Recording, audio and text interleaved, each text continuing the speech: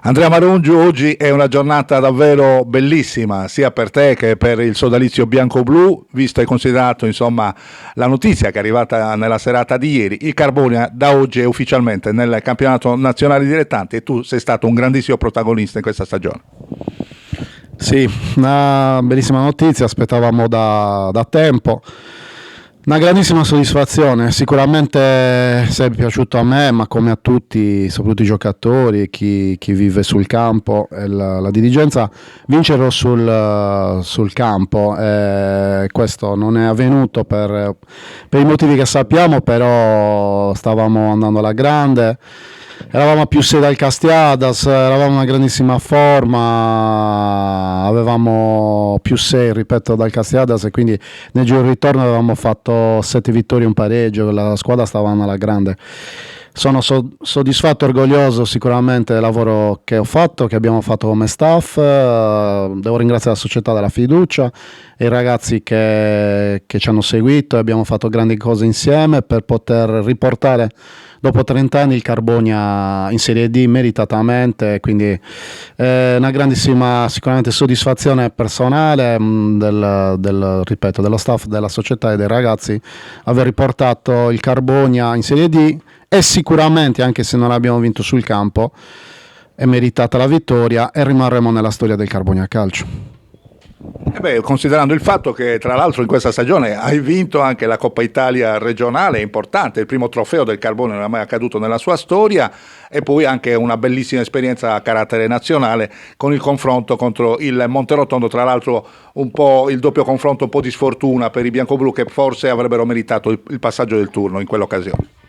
Sì, la Coppa Italia è una grandissima soddisfazione, eravamo tutti commossi, soprattutto chi in questi anni ha sofferto, ha perso come me, come la società e qualche giocatore, 2 finali di Coppa Italia in promozione. Abbiamo vinto la Coppa Italia di eccellenza, è stata una bellissima cosa, non era mai successo nella storia del Carbonia Calcio per quanto riguarda la Coppa Italia, e col Monterotondo avevamo fatto molto bene. Forse fuori casa abbiamo concesso qualcosa in più, ma la partita di ritorno avevamo fatto una grandissima prestazione, che poi è l'ultima partita ufficiale di questa annata, avevamo vinto 1-0, abbiamo preso il palo per fare il 2-0.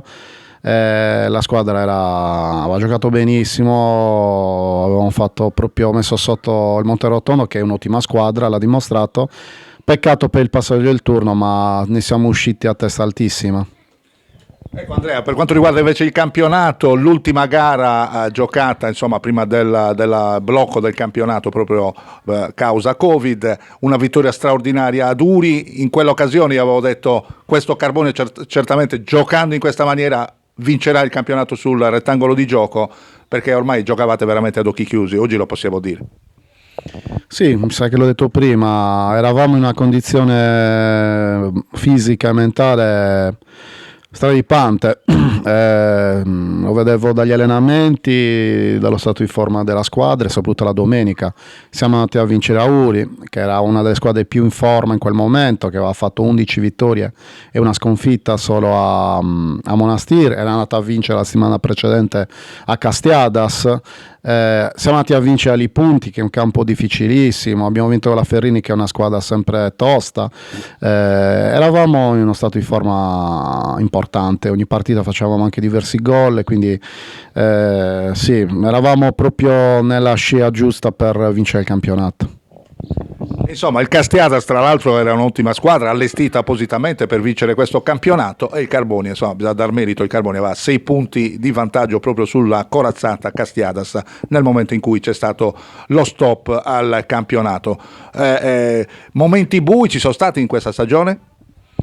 Ma sì, anche quando si vincono le partite, comunque nasce sempre qualche piccolo problema. Il periodo più buio sicuramente la sconfitta a Castiadas, che è l'unica sconfitta del campionato. Arrivavamo lì primi in classifica, è una partita strana, vincevamo 2-0 e nel giro di 20 minuti abbiamo subito 4 gol, abbiamo vinto 4-2, abbiamo perso 4-2.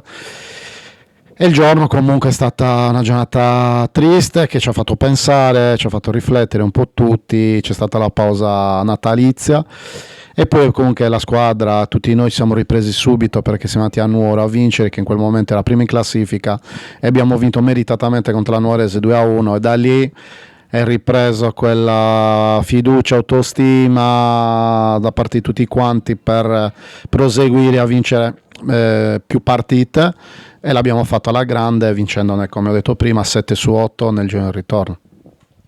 Insomma, adesso naturalmente è il momento dei festeggiamenti, peccato non ci sia la possibilità di festeggiare direttamente allo stadio, ma ricordiamo gli ultra del Carbonia, no? I Briganti sono stati davvero straordinari, non solo in questa stagione, ma ormai da tantissimi anni, dobbiamo dirlo.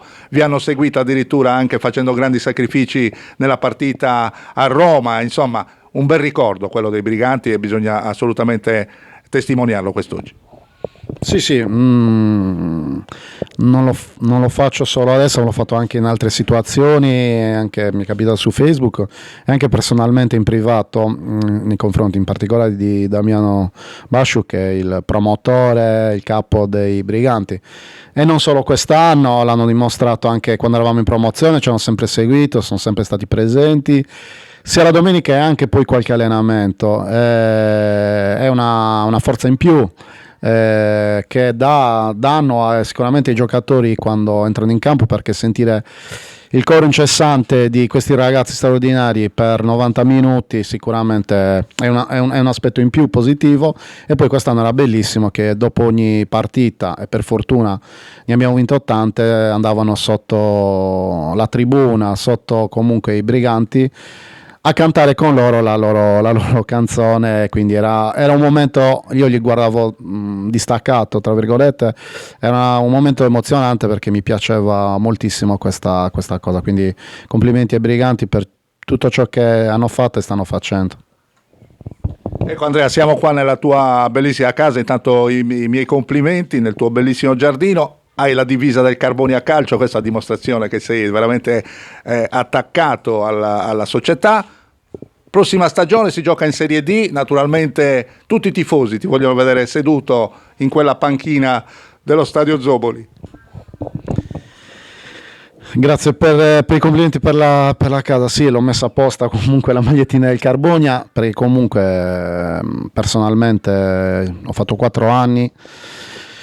Ho dato tanto ma ho ricevuto tanto da Carbonia, dai dirigenti, dalla società, dai giocatori stessi in questi anni, da persone come voi, come te, dalla popolazione.